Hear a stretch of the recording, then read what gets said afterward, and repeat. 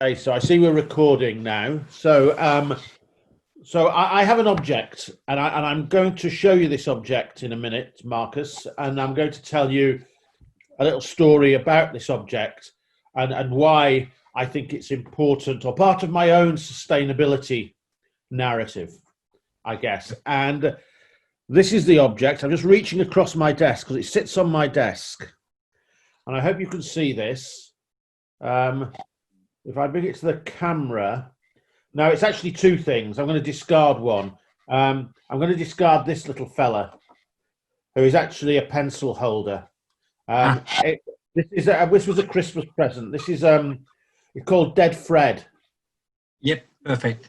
I'll just move the camera a bit. There we go. Is dead Fred, because this is a testament to my love of crime fiction. That's my guilty pleasure. It's reading crime fiction, and I was bought this for Christmas, and my pencil sits in it. So I'm going to put that down because this is my object, which is a pencil, but no ordinary pencil is this.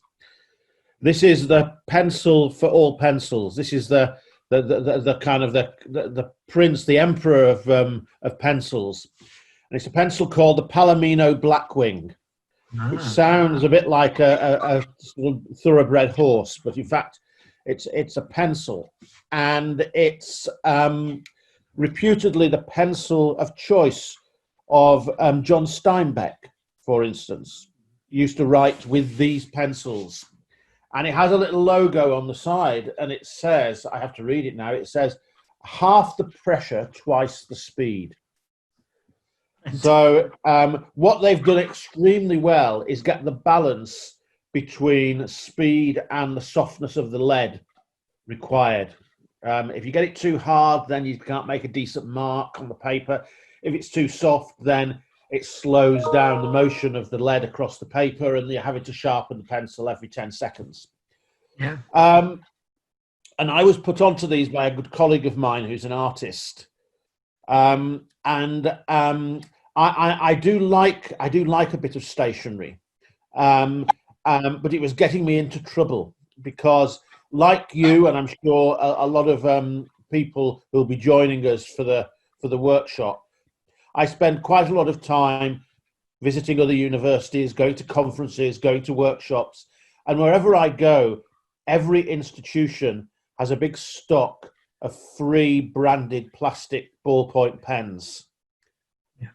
Yeah, and you collect the inner magpie in me, and the stationery lover collects these, and I pick them up by the handful.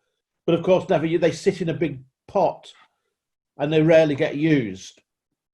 And I was realizing I was picking up these pens, and some of them I'd use until they run out, and then they just get thrown away. And I started to think about the real issue that businesses and universities are absolutely terrible culprits in this.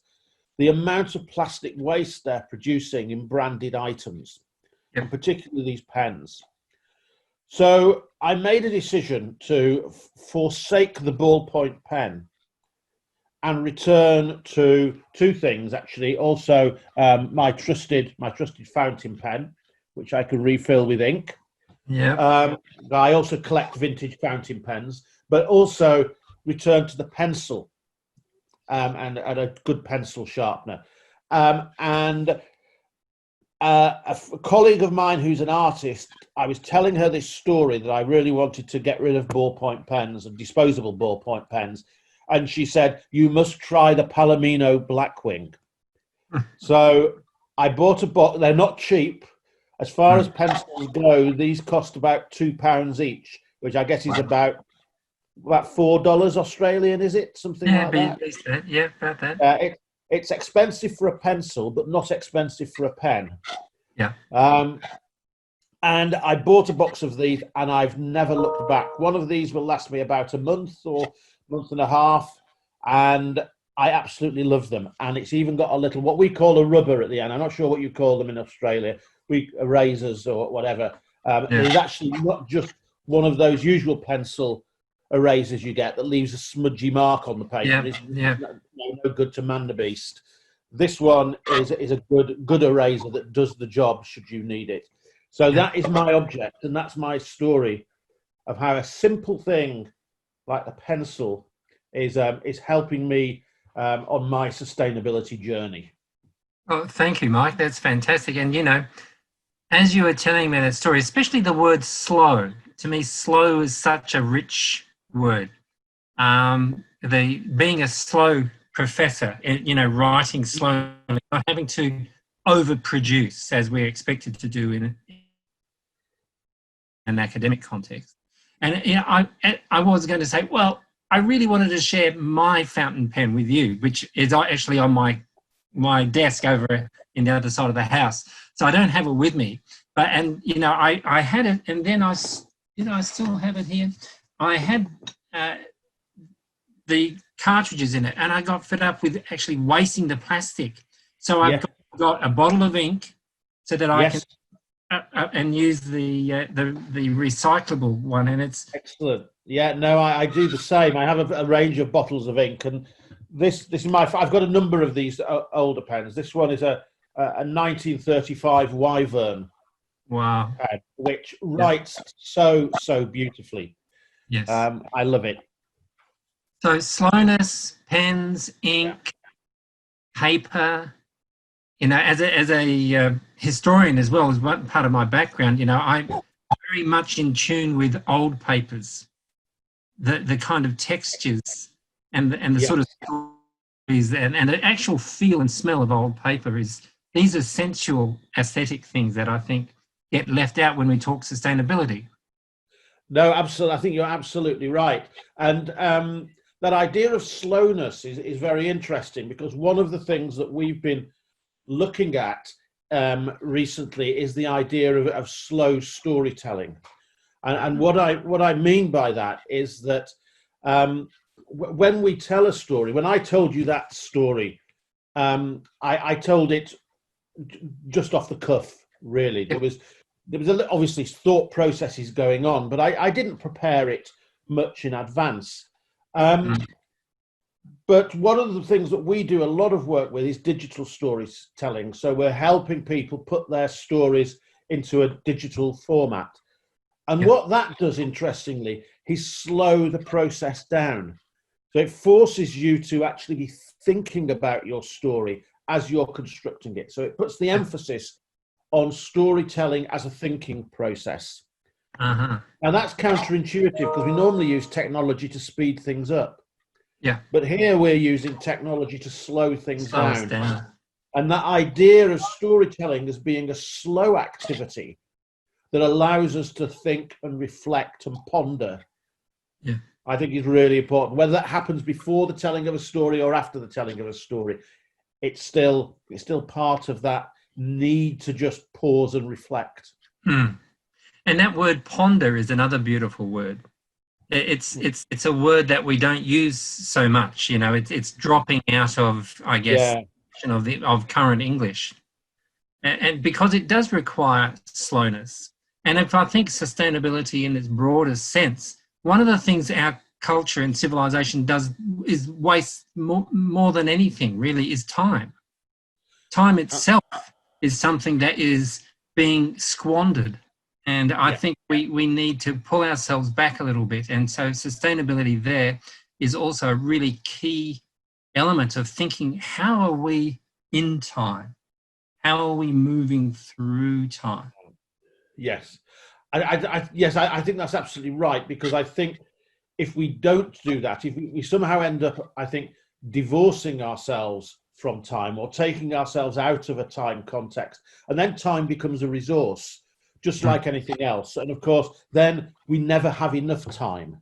Time is something we're always trying to race through things, because time is finite. If somehow we're working with time, then it becomes less of a scarce resource and something we can work with, and we tend not to waste our time worrying about time. Exactly. So that's fantastic, Mike. Thank you very much. And we're telling you this story, the listeners now, in preparation for our exciting 2-hour do on Friday. Indeed. Where we are going to worry about time a little bit. We'll have to a little bit. Tell us more about that, please, Mike. Just a little brief sort of snippet. So about Friday, about yes, please. The workshop. So we've got 2 hours. We've got over 200 people registered for this, which is a bit of a surprise to us because we were told to expect about 20. So it's increased tenfold. You can't trust these Swedes, you know. You can't trust those. I hope that is an attractiveness of the subject. I think certainly not has anything to do with the attractiveness of the presenters, but the attractiveness of the subject, I hope has brought people to the table. It's going to be interesting. It's going to be a challenge with so many people, but it'll also be extremely exciting to have all those people online at the same time thinking and talking about storytelling. What we're hoping to do is to speak a little bit to you, give you some more thoughts about storytelling and its importance and its potential, particularly in the sustainability area. But also we want to give you some time as well, a chance to develop your own stories. So we're going to be feeding some objects into the discussion and allow you in smaller breakout groups to start developing some of your own sustainability stories relating to the objects that we hope will inspire you. And we'll then hopefully at the end be able to have time for a good old storytelling session where we're all able to share our group stories that we've developed. Yep, exactly. So that's great. So we're looking forward to seeing you all on Friday. And until then, you'll just have to keep replaying this fantastic video we've just made for you in slow time. So not necessarily listening to it in a traffic jam, you know, on the way to work or something, but and start playing with stories. We all live stories, but you know, if you can give yourself a little bit of a treat, say, well, if we'd had our group of 20 instead of 200, and we were going to ask you to bring an object each, so what might that object have been? What the stories might have emerged from that object for you? And then you would have communicated to the group. We've had to rethink everything because of the scale of this gathering, but the essence is going to be the same, isn't it, Mike? It will, and who knows? Let's hope that this will be the first of many conversations and stories that we have to tell. That's right. Okay, so thank you very much, and we'll see you on Friday. Thank you. See you all on Friday.